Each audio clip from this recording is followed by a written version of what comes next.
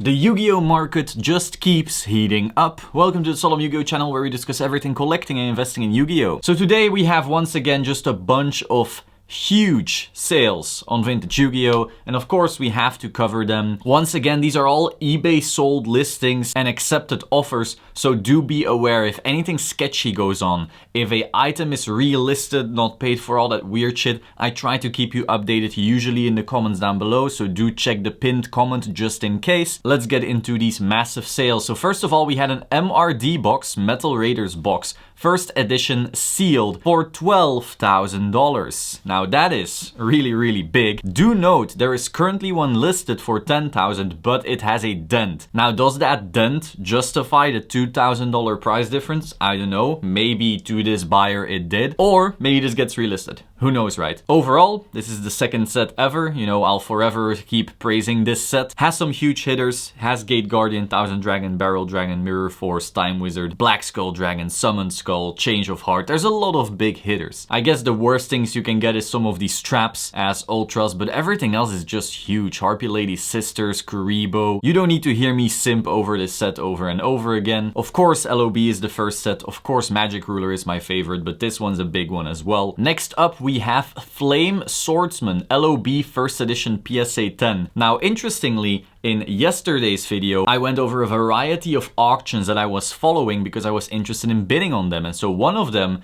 was actually this one, and it was at the time $500. And I was like, wow, this is theft. This is straight up theft. I will instantly bid gladly on that auction, when obviously it was 4 days ago that I actually filmed that one. So back then, clearly it still had to go way up, and as we can see, it did in fact go way up. This is high, 3.4. Now I will say this is the most wanted super, and if the Celtic Guardian sold for 4K, I guess, but still, this is high. This is very high. Next up, we had a Dark Magician BGS 9.5 with a 9 on centering, sadly, sell for $7,000. So this is not quite a PSA 10, though I do have to say the centering on this card actually looks magnificent. In my opinion, BGS often gets their centering pretty wrong. Maybe it's the back. Again, I didn't see the back, but overall on the front, the centering is not a 9 in my opinion. Maybe the top is a bit thick, but I've seen much worse get much better. So yeah, 7K though. I'm sure this person will try to get a PSA 10 out of this and then make some stonks that way. He might be winning that way, so that's pretty cool. Then we had a unopened Dark Magician Girl Ghost Rare from the World Championship 2017 envelope, unopened, for $8,200. Dark Magician Girl. She will keep winning. If I have to bet on anything, it's first Blue Eyes and then it's Dark Magician Girl. Next up, we had a Stardust BGS 9.5 first edition Ghost Rare, sell for $6,200. Now I did not catch the subgrades, but I think from afar there's like 2 10s in there, or maybe 1 10, but there's also a 9, I think. So make of that what you will. 6.2K for a Ghost Rare Stardust Dragon. Again, when you look at 5Ds, the big sales are always the same cards. It's this handful of ghosts that just keep on blowing everything else out of the water. So be aware of that when you start speculating in 5Ds. There are some big winners, there is some big chase, but it's all cropped up into this handful of cards. But overall, Stardust, you know, it's the cover card of that generation. Next up, we had an unlimited SDK Blue Eyes PSA 10 sell for $4,900. I've already been pretty clear that I am pretty iffy on Unlimb Blue Eyes reaching all-time highs. Again, I am a SDK art simp. I love this card a lot, but I think we need to realize that a lot of people have this card, and the reason the pop is low is because not everyone has been sending them in quite as much as the first set and the LOB and the DDS and so forth. So I don't know about this one. You know, if people keep on sending these puppies in, I don't know if the 4.9 will hold. This is one of those cards that a lot of people actually have, and while most of them got destroyed, we should still have a fair few in potential gradable condition. So yeah, I don't know, 4.9 for this card. Gorgeous art, gorgeous card. I'm not so sure about the price being justified though. Next we had a Super Minerva selling for 5.9K. That is wild. A raw Minerva.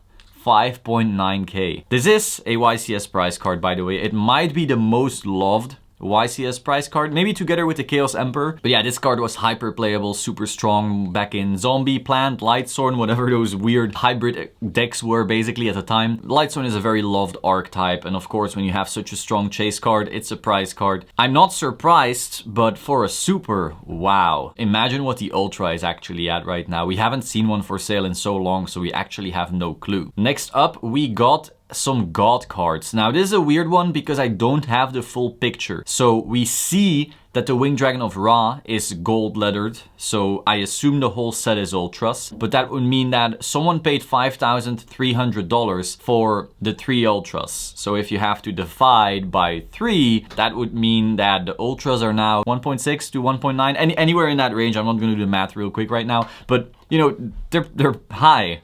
That's very high. If these are all Ultras, wow. Do note that this very bid actually a while ago, I want to say 2 months ago, also sold for 3.1 and then wasn't paid for, because it's the exact same listing, like same picture, same everything. So sometime 2 months ago, this exact same picture sold for 3.1 and now it's sold for 5.3. So make of that what you will. Maybe it wasn't paid for back then, maybe it will be paid for now, or there's some fishy stuff going on. We don't know. Next up, we have from the Lost Millennium a PSA 10 of Ancient Gear Golem in first edition for $3,500. So these GX ultis are also on fire right now. Of course, amazing card used by Dr. Crowler. Also the box art for the Lost Millennium, so that also adds some premium. Beyond that, you know, the other chase card in this set could be seen as the Flame Wingman, but the big issue there is of course that you have the fakes from back in upper decks, weird little conundrum with Konami.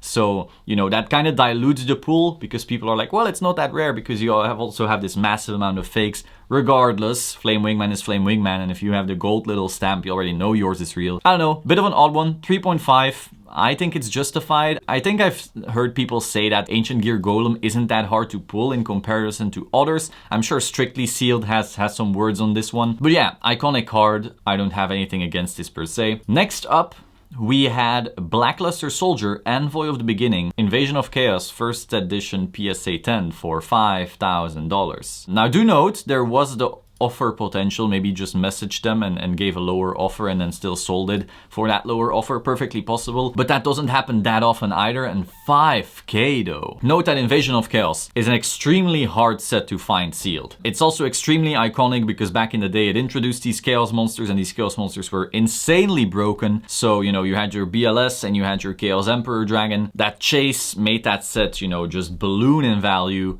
But 5K for the Ultra though, I don't know about this one. I mean, I have mine being graded. I don't think it's gonna be a 10, but this only helps me. But overall, I'm not so convinced of this sale. Regardless, it is the chase. It is iconic AF. It could very well be that price. I personally just think Chaos Emperor is cooler though. But it's much harder to pull a BLS than a Chaos Emperor, I want to say. Next up, we have Exodia. So we already covered this one kinda. So in the PWCC auctions 2 weeks ago, you had the DDS Exodia PSA 10 sell for 2.7. The reason I'm highlighting it today again is that on March 7th, we had another PSA 10 Exodia DDS sell for that same price. So usually I don't want to call a market price when we just have a singular sale of a card, but as more sales roll in around that area, we can start establishing a proper market price. And so the fact that this Exodia sold for the same price twice now, you know, that's adding some confidence. So that's interesting to see. Overall, DDS Exodia makes sense to me. It is the least liked of the 3 DDS promos for the North American variant, that is, but it is still Exodia. Generally, when you start buying Exodia, okay, you have your LOB set, very epic, but then your DDS, you can't really finish the whole set, which makes it awkward, but you do get the head. It is still iconic,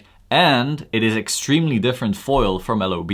So if you are an Exodia fan and you're buying a singular card, you're probably gonna go over this, maybe over the Exodia, especially because it's still so much cheaper. Like getting a PSA 10 LOB first edition head right now, you know, you're gonna be spending some buckaroos, whereas at 2.7, you know, it's high, but it's not nearly as high, and you're getting very fancy foiling for it. It's very underappreciated because everyone's chasing the Blue Eyes first, and then kinda the Dark Magician, and barely the Exodia. Not bad whatsoever in my opinion. Pretty cool card. Next up, we had a Dark Magician, first edition LOB, PSA 8, sell for $2,700. Now, while $2,700 by itself is not high, it is high for an 8. We have not seen a Dark Magician LOB PSA 8 sell for that high. So that's interesting to just take note of and then keep watching that way, because it also gives us, you know, kind of an idea of where we should start situating the 9s and the 10s. Next up, we have Dark Magician Girl, first edition MFC, raw, sell for $2,600. A raw copy of MFC. Now, the title says mint. That's a dangerous thing to say, because if you put mint in there and it doesn't grade a 9 or a 10, I don't know, I wouldn't feel very comfortable about putting mint. But if it was, and this person does grade it and gets a 9 or a 10, well, they just made some stonks. 2.6 for a raw Dark Magician Girl. That's where we're at right now. In my opinion, perfectly justified. I will keep simping for this card and Blue Eyes. I think they'll win everything. Next up, we had an interesting one. You know, not everything needs to be a card. We had an LON first edition Uncut Sheet. And that always excites me. You know, this is not a card. This is not a box. This is something entirely different. You know, it's kind of in the realm of posters, but even then, this is more exciting to me than posters, because this is a type of artifact that is truly rare. There aren't many uncut sheets out there of your sets. This one was apparently also a misprint because it didn't have names. So this is from a bunch of rares whose names have to be stamped in, and they weren't. So while I don't know how the appreciation will be on this or anything like that, but it is something you can frame and put up in a fancy room, and you notice, wow, that's a really cool Yu-Gi-Oh artifact. Whereas if you have PSA cards, you can't really do that. You know, you put up one PSA card and you barely see it from across the room. But this, a big uncut sheet, that is really fancy. So I'm considering picking one up, not for financial songs or anything, but just having it framed. It looks really nice and cool. It's like a piece of art that you can actually see, unlike the PSA cards. You know, one day we may have very cool, amazing frames with special stuff and where you put up all your PSA cards, but you know, that is one very expensive piece of artwork at that point. Whereas here, you just have your one uncut sheet, you put it in a frame and you have something really cool. Again, financially speaking, I don't know if that's worth it, but an actual Yu-Gi-Oh collector falling in love with LON might be willing to pay that, and they just did. Finally, we also had the Mattel Burstinatrix PSA 8 sell for $2,500. So if you don't know what these are, you had basically this toy line, and the cards at one point were discontinued or something like that, and so they were taken out of the toys. So most toys of the Mattel Yu-Gi-Oh action figures did not come with cards. However, magically, some ended up selling with cards. While some of these are very easy to find, you know, there's some from the earlier series that just were sold everywhere, some were taken out. And you know, you had the Cyber Dragon a while ago where almost no one even believed it existed. You also had the Burstinatrix, which is, you know, still rare, but not as rare as some of these mysterious, we don't even know if they're real type of cards. But so yeah, Burstinatrix PSA 8 for 2.5, that's high. I do feel there's a certain level of risk with these, because who knows, maybe there's some warehouse with a bunch of these toys still. Now, some people will go, oh, but with LOB, it's also possible. Maybe there's a warehouse full of LOB cases. Here's the thing. Someone has to know that these LOB cases exist. And they could just go back to that warehouse and currently make millions upon millions upon millions. Whereas with these toys, it's not quite the same. It's much more niche.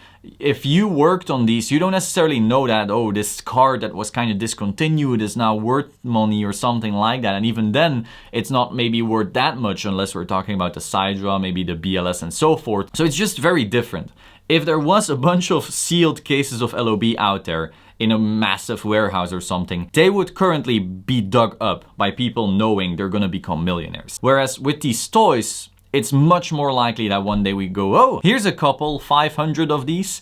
And that makes me a little iffy on them because they were discontinued. So we know for a fact that at one point there were far more, and that those then had to be destroyed, or maybe were set to be destroyed but never were. So that just adds this risk to it that I don't quite appreciate. However, if you are talking from I want something very rare, I want something, you know, prestigious when it comes to Elemental Hero Burstinatrix, there is no alternative. There is not another Burstinatrix you can buy that has this allure to it and this story, this history, I get the price. But I also, don't get into this myself because of the risks tied to it. So that was today's, I don't want to call it a market watch because, again, I don't really scroll over all of the prices of a variety of stuff. I just highlight like the big ones so we all know where the market is going. Hope you found this interesting. Be sure to like, comment, and subscribe, and I will see you soon. Ciao.